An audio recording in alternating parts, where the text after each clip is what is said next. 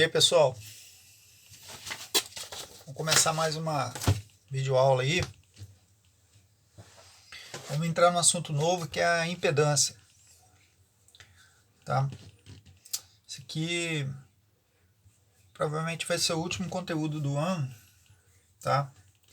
Depois nós vamos entrar em potência e redes trifásicas, tá? Bem, vamos falar aqui sobre impedância. O que é impedância? Impedância é todo aquele elemento que se opõe à passagem de corrente elétrica em circuito de corrente alternada. Tá? Esses elementos aqui, que elementos são esses aqui? São as resistências, os indutores e os capacitores. Tá? Depois a gente vai falar melhor sobre isso aí. Então imagine aqui, ó, você tem uma fonte de tensão alternada, tensão V, né?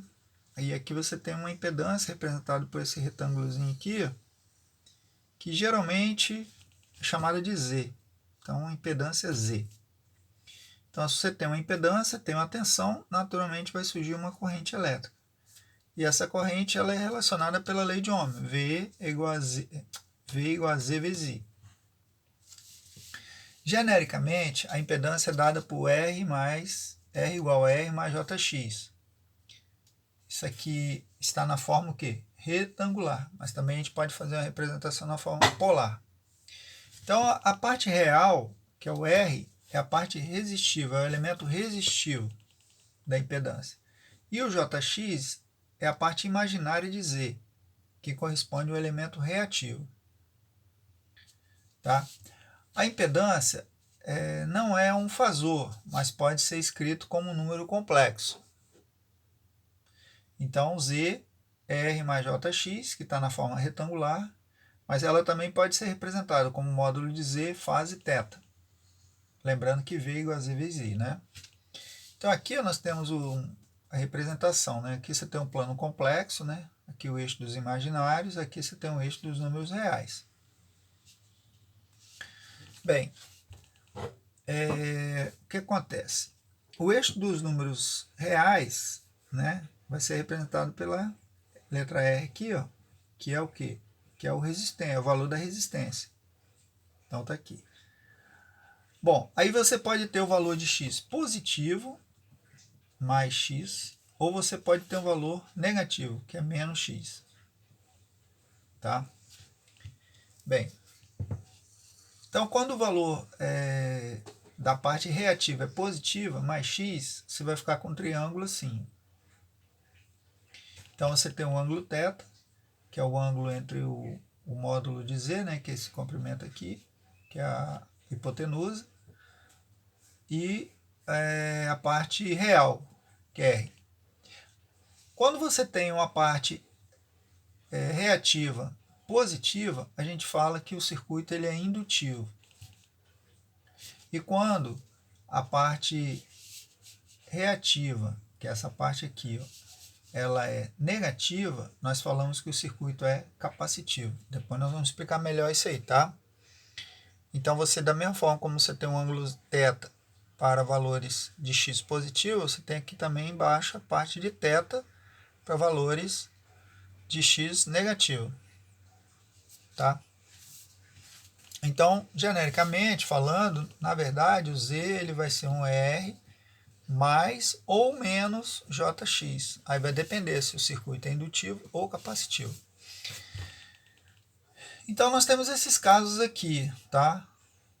Para a impedância. Então, você pode ter uma impedância uma impedância indutiva, então onde você vai ter R mais JXL. Esse XL aqui é simplesmente uma notação. Tá? Você pode ter um Z igual a R menos JX, tá? Que no caso aqui é uma impedância capacitiva. Você pode ter um Z sem reatância, ou seja, é um circuito puramente resistivo. Você pode ter um circuito puramente indutivo, ou seja, a parte resistiva nula. Então você só vai ter a parte da reatância, no caso aqui indutivo. Você pode ter também uma reatância puramente capacitiva, onde a parte resistiva é nula. Então vai ser menos JXC. E você tem uma outra situação que a gente não vai explorar tanto aqui no nosso curso, que é quando você tem os três elementos, a presença dos três elementos, indutância, capacitância e resistência. A gente não vai explorar tanto essa parte não. Tá bom? Aí a gente vai dar continuidade aqui. Bom, como eu falei com vocês aqui, né, a impedância ela é composta por elementos que se opõem à passagem de corrente elétrica. Em circuito de corrente alternada. Quem são esses elementos? São as resistências, as indutâncias e as capacitâncias. Então vamos falar um pouco sobre esses elementos. Bom, como eu falei, né, os elementos podem ser resistores, capacitores e indutores. Vamos falar sobre os capacitores. O capacitor ele tem essa simbologia aqui, ó. Esses dois tracinhos dessa forma aqui. A unidade de medida da capacitância,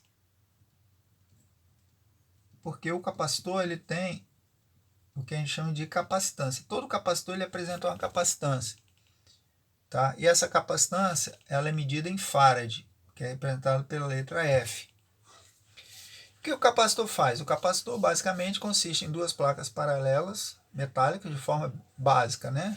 Basicamente separadas por um isolante, normalmente chamado de dielétrico também. Uma das principais funções do capacitor é armazenar energia, tá? Então vamos imaginar aqui o seguinte, ó, você tem as duas placas paralelas aqui, ó. No meio você tem o que? O isolante, ou dielétrico. E aqui você tem uma bateria ligada nele. O que vai acontecer? Vamos pular para o lado de cá. Aqui você tem a fonte, aqui está o símbolo do capacitor, né? O que acontece? Vamos imaginar aqui uma chave. O mesmo circuito daqui está aqui, né? Vamos colocar um interruptor. Quando você ligar essa chave, ligando a fonte de 12 volts no capacitor, o que vai acontecer? A bateria ela vai realizar um trabalho. Qual vai ser o trabalho? Ela vai arrancar elétrons dessa placa, vai arrancar elétrons, e esses elétrons serão colocados aqui embaixo, na placa inferior. Depois de um determinado tempo, o que acontece? Há uma acomodação de cargas. Chega uma hora que a bateria ela não consegue mais tirar elétrons. Ela se limita à tensão de 12 volts. E aí você vai chegar nessa situação aqui, onde as placas de cima ficarão totalmente positivas e a parte de baixo totalmente negativa. Se você tirar esse capacitor daqui, né, tirá-lo, o que vai acontecer? Ele vai ser como uma bateria. Ele vai ficar tipo uma bateria, positivo e negativo. Se você ligar uma lâmpada, aqui por exemplo, a lâmpada vai acender durante um determinado tempo, enquanto o capacitor tiver carga. Até que chega uma hora que a carga acaba. Então por isso que o capacitor ele funciona como um armazenador de energia. Bom, então observe que nesse instante inicial, quando você liga aqui a chave, né, você tem um deslocamento de corrente. Né? Você vai ter uma corrente aqui, circulante aqui. Agora, quando você liga essa bateria, conecta esse capacitor numa fonte de tensão alternada, circuito AC, quando vier o semicírculo positivo, depois de um determinado tempo, no início você vai ter uma corrente, aí aqui vai ficar positivo e aqui negativo. Depois, quando vier o semicírculo negativo, inverte, né? Aqui vai ficar negativo e aqui embaixo vai ficar positivo. Então, hora a corrente vai estar para lá, outra hora a corrente vai estar para cá. Então, na verdade, você vai ter um fluxo, né, de corrente, hora num sentido, hora no outro sentido. Então, você vai ficar invertendo a polaridade. Uma hora vai ficar positivo, negativo, outra hora negativo, positivo. Quando isso acontece, né, quando você liga o capacitor numa fonte de tensão alternada, vai surgir essa corrente, né? Então, nós introduzimos no circuito o que nós chamamos de XC, que é a reatância capacitiva.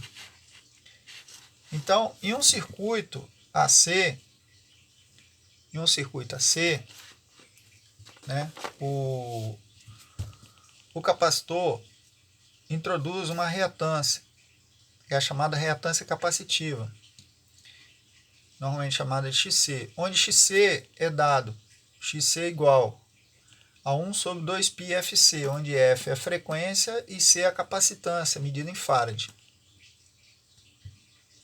Tá bom, pessoal? Bom, a reatância XC ela comporta-se como uma espécie de resistência, mas ela não é a resistência. Então, se é como se fosse uma resistência, então você vai introduzir o quê? Uma queda de tensão. Porém, você não vai ter dissipação de calor, porque no caso do resistor você dissipa calor. Então, por exemplo, se eu pegar dois capacitores C1 e C2 idênticos e colocar em série e alimentar por uma fonte de 100 volts, você vai provocar uma queda de 50 aqui e uma queda de 50 aqui. Por quê? Porque isso aqui virou uma reatância, isso aqui virou uma outra reatância. Então você vai provocar o quê? Uma queda de tensão. Lembrando que a dissipação é zero, né? Você não tem dissipação de calor. Então, só para... então é isso aí. Basicamente, o capacitor ele provoca isso aí no circuito AC. Agora, só uma observação.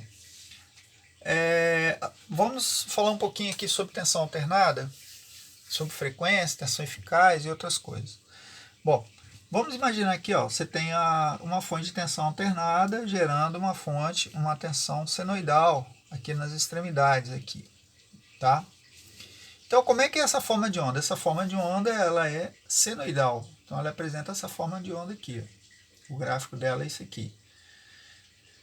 O que caracteriza essa onda? Primeiro, você tem essa tensão aqui, que é a tensão máxima, ou muitas vezes chamada tensão de pico. Positivo e negativo. Então, a onda sai do zero, vai no máximo, vai no zero, vai no mínimo, vai no valor negativo, e depois volta no zero. Então ela é uma onda periódica, então ela se repete. Então qual é o período? É dado pela frequência. Então no caso da EDP, da Excelsa, a frequência é 60 Hz. Como nós sabemos, frequência é 1 sobre T.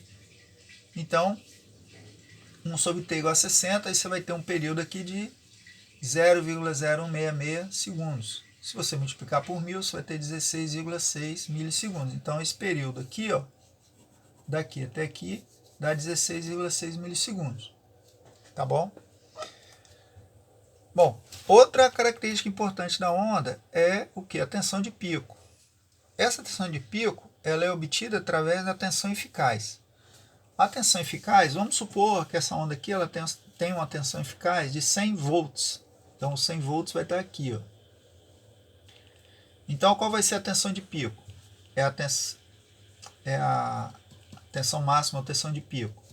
Ela vai ser dada a tensão eficaz vai ser dada pelo valor máximo dividido por raiz de 2. Isso aqui, pessoal, é o que nós chamamos de tensão eficaz, ou RMS. Tá? Então, essa tensão aqui é a chamada tensão eficaz. Então, como é que eu calculo o valor máximo? Pegando o valor da tensão eficaz e multiplicando por raiz de 2. Então, no caso aqui, se eu pegar 100 vezes a raiz de 2, vai dar 141,4. Positivo e negativo. Então, ela vai lá no zero, vai aqui no 141,4, vai no zero, menos 141,4 e vai no zero de novo. Com que frequência? 60 Hz. Então, um período de 16,6 milissegundos. Tá? Então, isso daqui, pessoal, corresponde ao que a gente chama de um ciclo da onda. Tá? Outra coisa, a velocidade angular, ômega, é dado por 2π vezes a frequência, que é medida em radiano por segundo. Então, se você tem uma frequência de 60 Hz, no caso da Excelsa, então a velocidade angular da onda da Excelsa é 120π radiano por segundo. Então, só para reforçar, né? Para se medir a tensão AC, por exemplo, em uma tomada, utiliza-se voltímetros na escala de AC, onde mede-se o valor eficaz da tensão. Então, observa, o voltímetro em tensão alternada, ele mede o valor eficaz. ele não mede o valor de pico e nem o valor médio, tá? Então, ó, voltímetro, ele mede a tensão eficaz, V eficaz, tá? E a reatância, né, como já tínhamos falado, XC é 1 sobre 2π FC e é medida em ohms. Então vamos pegar um exemplo aqui, ó. Você tem tensão eficaz 100 volts, frequência de 60 Hz. E vamos imaginar um capacitor de 1 sobre 100 farad. Então, XC vai ser 1 sobre 2π vezes 60 sobre 1 sobre 100. Então isso vai dar 1 sobre 120π ohms. Fazendo as contas, vai dar 0,265 ohms. Se eu quiser calcular a corrente, é só pegar a corrente, é só pegar a tensão de 100 volts e dividir por 0,265 ohms. Aí vai dar o valor da corrente. Tá bom, pessoal? Então por hoje é isso aí. Próxima aula a gente continua aí. Valeu!